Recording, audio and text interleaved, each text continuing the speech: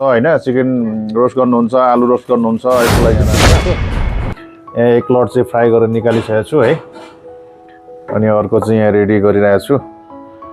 अब कसरी गर्ने म तपाईहरुलाई बताउँछु है त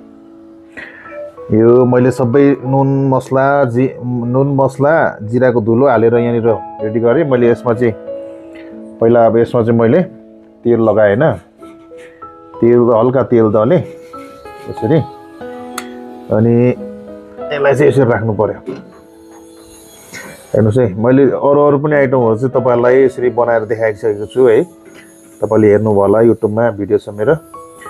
हेर्नु भएको छैन नि हेर्नु होला गएर अनि आज चाहिँ म माछाको आइटमलाई कसरी चाहिँ रोस्ट गर्ने भनेर तपाईलाई म देखाउँछु है कस्तो हुन्छ त्यो पनि बताउँछु ल हेर्नुस् त यसरी एकले अर्कालाई नछुनेको टक्क राख्दिने अनि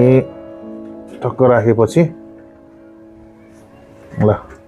यति चाहिँ मैले राखे हैन यति चाहिँ मैले राखे यो 2-4 पिस नआट्ने भयो टाउको चाहिँ फ्राई गर्दिन म ल यो चाहिँ सबै म फ्राई गर्छु टाउको चाहिँ यहाँ हाम्रो टाउको चाहिँ यहाँ बाँकी छ यो टाउको चाहिँ बाँकी होस् यो चाहिँ यति चाहिँ रोस्ट गर्ने हामी है त अब यसलाई माथिबाट हल्का तेलले यसो गर्दिने तेल धेरै चाहिदैन यो तेलमा सम्म डुबाएर चाहिँ फ्राई गर्नुपर्ने खालको चाहिँ हैन अब यसमा चाहिँ चाहिदैन तेल यो भाँडामा चाहिँ हैन ल हेर्नुस् यो हाम्रो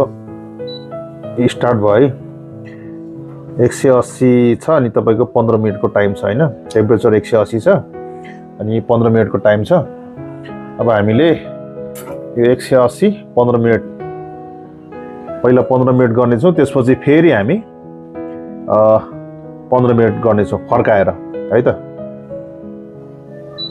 ल 180 टेम्परेचरमा हामीले 15 मिनेट स्टार्ट गर्दिसक्यौं अब यो 15 मिनेट सकेपछि फेरि 15 मिनेट हामी फेरि स्टार्ट गरेर राख्ने छौं अहिले 15 मिनेट हुनु दिनुस् है त साथीहरु हामीले अघि 15 मिनेट टाइम राखेको थियो हैन अहिले 15 मिनेट टाइम सकिसकेको छ अब चाहिँ कस्तो स्थितिमा गयो हाम्रो फ्राई माछा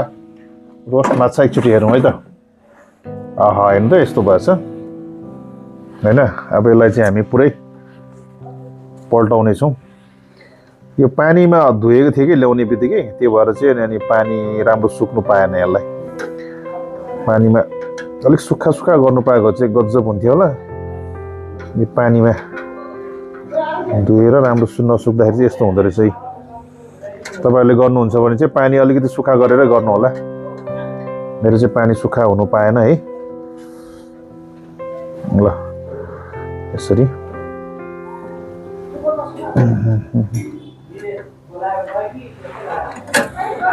सबै टुक्रिने अघि 15 अहिले 10 अब 10 मिनेट यसलाई टाइम दियो हैन 10 मिनेट राखेको छु 10 मिनेट टाइम दिए अब 10 मिनेट पछि के हुन्छ हेरौँ है त साथीहरु हामीले 15 मिनेट राख्यौं त्यसपछि 10 मिनेट राख्यौं हैन अब चाहिँ कम्प्लिट भएछ 10 मिनेट पनि हैन हेर्नु त 10 मिनेट राख्दा चाहिँ यस्तो दामी भएछ है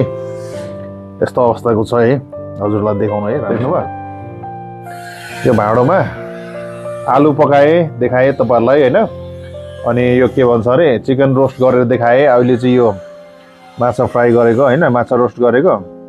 माछा पनि दामी हुँदो रहेछ है साथीहरुलाई हेर्नुस् है तेल चाहिँ अलिकति हाल्नु पर्छ ब्रसले अलि दल्नु पर्छ हैन यस्तो हुँदो रहेछ दामी हुँदो रहेछ यो मेरो चाहिँ यस्तो भएको छ हैन मैले पकाए यसमा यो भाँडामा तर तपाईहरुलाई सल्लाह के दिन्छु भने यो भाँडामा चाहिँ खासै राम्रो चाहिँ माछा चाहिँ हुँदैन रहेछ तपाईले चिकन रोस्ट गर्नुहुन्छ हैन चिकन रोस्ट गर्नुहुन्छ आलु रोस्ट गर्नुहुन्छ यसको लागि चाहिँ ठीक छ यो माछाको लागि चाहिँ ठीक छैन किनभने यो माछा चाहिँ टाल्लिदो रहेछ के तपाईको पाक्नु चाहिँ मजाले पाक्यो खानु लायककै छ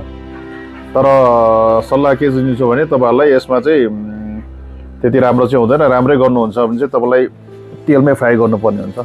अब यो यसमा चाहिँ तेल छैन त्यो हिसाबले पनि एक हिसाबले अब तेल नखानेलाई चाहिँ राम्रै हो नत्र भए चाहिँ त्यति राम्रो चाहिँ नहुँदो रहेछ टाँसिएर अब निकाल्दाखेरि चाहिँ टुक्रा टुक्रा हुँदो रहेछ क्या अब यसरी टुक्रा टुक्रा भएर जाँदो रहेछ अनि आधी त उ त्यो भाँडामा अड्किने हेर्नु त ल यस्तो हुँदो रहेछ साथीहरु ल अब भिडियो मन पर्यो भने लाइक शेयर कमेन्ट गरिदिनु होला अरु भिडियोमा फेरि आउने छु है त